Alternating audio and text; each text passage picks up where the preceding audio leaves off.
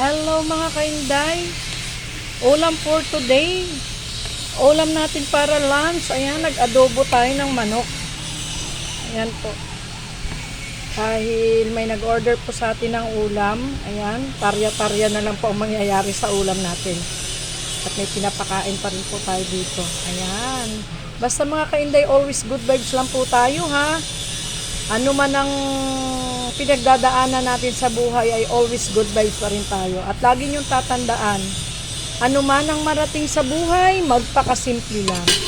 At huwag tayong nangingialam sa buhay ng may buhay. Buhay mo, bantayan mo. Bye-bye mga kainday, ingat ang lahat.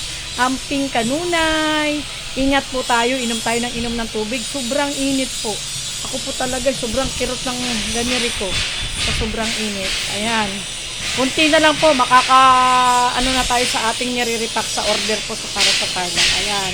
Thank you so much sa aking mga solid followers dyan, sa mga patuloy na tumatangkilik sa aking munting panindang tuyo, sa aking munting panindang merienda. Salamat sa inyo. Mahal kayo ng puso ko. Bye-bye!